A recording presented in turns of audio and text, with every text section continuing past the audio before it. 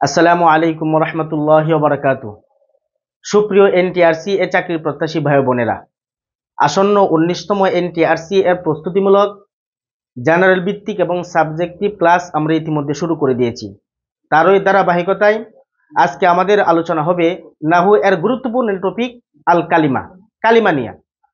কালিমা এর সংজ্ঞা আমরা সবাই জানি। কালিমা কাকে বলা হয়? আল কালিমাতু লফজুন উজিয়া লিমানান মুফরদিন। কালিমা এমন শব্দকে বলা হয় যাকে একটি অর্থের জন্য গঠন করা হয়েছে, তাকেই কালিমা বলা হয়। যেমন আমরা উদাহরণও জানি, যেমন আল কলামু একটি কলম, আল মসজিদু একটি মসজিদ, আল বাইতু একটি ঘর ইত্যাদি আরো অনেক কালিমা এর উদাহরণ আছে। এখন আসেন কালিমার প্রকার। কালিমা তিন প্রকার: ইসিম, ফেল, হরফ। ইসিম ওই কালিমাকে বলা হয় যে কালিমা নিজের অর্থ নিজে প্রকাশ করতে পারে, তিন কালের কোনো এক কালের সাথে সম্পর্ক না রেখে। দ্বিতীয়ত ফেল। ফেল ওই কালিমাকে বলা হয় যে কালিমা নিজের অর্থ নিজে প্রকাশ করতে পারে, তবে তিন কালের কোনো এক কালের সাথে সম্পর্ক রেখে।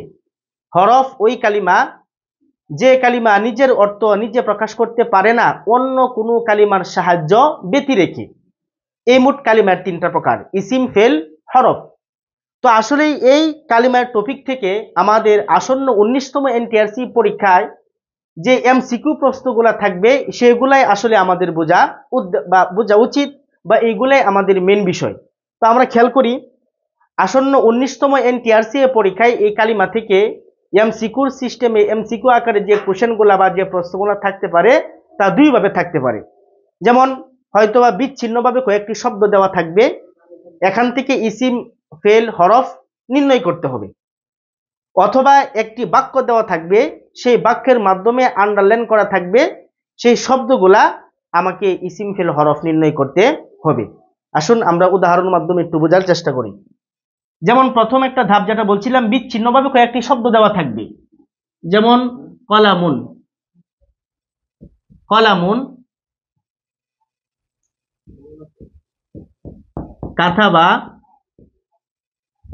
ইলা, ফি। এখানে চারটে শব্দ আমি লিখলাম। এখানে আমাকে পরীক্ষায় প্রশ্ন করতে পারে যে কলামুন এইটা কি, ইসিম, ফেল, হরফ। যেমন ক দেওয়া, কলামুনের থেকে বলতে হবে যে ক মধ্যে দেওয়া থাকতে পারে ইসিম, ইসিম। আবার এই খ দিয়া থাকতে পারে ফেল, গ দিয়া থাকতে পারে হরফ। এখন আমাকে সংজ্ঞা বুঝে আমাকে এটা চিহ্নিত করতে হবে যে আসলে এটা ইসিম, এটা ফেল নাকি হরফ। যেমন কাতাবা অনুরূপভাবে দেওয়া থাকবে এটা ইসিম, ফেল, হরফ নির্ণয় করো। তখন আমাকে বুঝতে হবে কাতাবা এটা একটা কালিমা, তবে এটা কি অর্থ? কি অর্থ হলো সে একজন পুরুষ লিখলো, তার মানে এই সে একজন পুরুষ লিখলো এর মধ্যে একটা কালের অর্থ আছে, সেটা হচ্ছে অতীতকাল। সুতরাং আমাকে বলতে হবে এই কাতাবা হলো ফেল।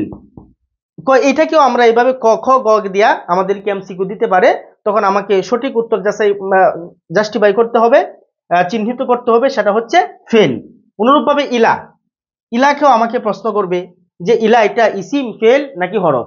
তখন আমাকে বুঝতে হবে ইলা অর্থ হলো দিকে, ফি অর্থ হলো মধ্যে।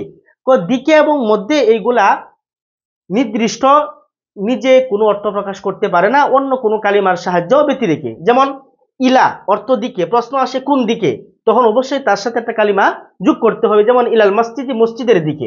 ফি অর্থ মধ্যে, প্রশ্ন আসতে পারে কিসের মধ্যে, তখন বলতে হবে ফিল বাইতি, ঘরের মধ্যে।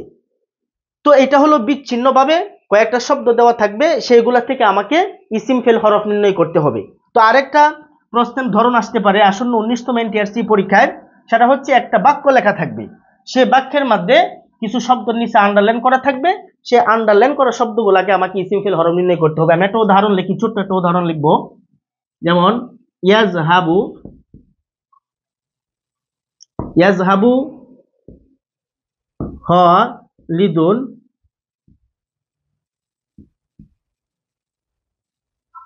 ইলাল মসজিদি। তো এখানে দেখেন ইয়াজহাবু এখানে আন্ডারলাইন করা, খালিদুনও আন্ডারলাইন করা, ইলা আন্ডারলাইন করা। তো এখানে আমাকে এই ইয়াজহাবু, যদি আমাকে প্রশ্ন করা হয় ইয়াজহাবু এটা কি, ইসিম, ফেল না হরফ, তাহলে আমাকে নির্বাচন করতে হবে এটা হচ্ছে ফেল। কেন? এটা এমন একটি অর্থ বোঝাচ্ছে যে অর্থের মাঝে কোনো এক কাল পাওয়া যাচ্ছে। আর খালিদুন এটা হলো ইসিম। কেমনে? এটা হলো ইসিম। ইসিম খালিদুন একটি কালিমা, এটা খালিদুন দ্বারা নির্দিষ্ট একটা ব্যক্তিকে বোঝাচ্ছে। এখানে তিন কালের কোনো এক কাল পাওয়া যাচ্ছে না, কাজে এটা হবে ইসিম। ইলা এটা হচ্ছে কি? কালিমা তিন প্রকারের মধ্যে এটা কি? ইলা। কারণ ইলা এই মসজিদ ব্যতীত তার নিজের অর্থ নিজে প্রকাশ করতে পারছে না, সুতরাং ইলা এটা হবে কি? হরফ। তো 19তম টিআরসি পরীক্ষা চাকরি প্রত্যাশী ভাই বোনেরা, আমরা এই কালিমা থেকে খুবই গুরুত্বপূর্ণ একটা মানে প্রশ্নের জায়গা বা প্রশ্ন করার একটা জায়গা হচ্ছে ইসিম ফেল হরফ নির্ণয় করা। আমরা যদি ইসিম এবং ফেল হরফের সংজ্ঞা জানতে পারি, আমাদের মাথায় যদি সংজ্ঞাটা জানা থাকে, তাহলে যে কোনোভাবেই আমরা ইসিম ফেল হরফ খুব সহজেই ইসিম ফেল হরফ আমরা নির্ণয় করতে পারবো। আসলে আমরা যেটা মনে মনে ভাবতেছি যে 19তম টিআরসি পরীক্ষা লিখিত পরীক্ষাগুলো এমসিকিউর আকারে হবে, তা কতই না কঠিন হবে। আসলে কিছু কঠিন না। যদি আপনারা আমাদের সাথে থাকেন, পরীক্ষার আগ পর্যন্ত আমরা আপনাদের সাথে আছি, খুব সহজভাবে আমরা আপনাদেরকে ক্লাস দেওয়ার চেষ্টা করব এবং আশা করি আপনারা যদি আমাদেরকে ফলো করেন, অবশ্যই অবশ্যই আপনারা কৃতকার্য হবেন সে আশা ব্যক্ত করে পরবর্তী ক্লাসের আমন্ত্রণ জানিয়ে আজকে এখানেই শেষ করছি। আসসালামু আলাইকুম ওয়া রাহমাতুল্লাহি ওয়া বারাকাতুহু।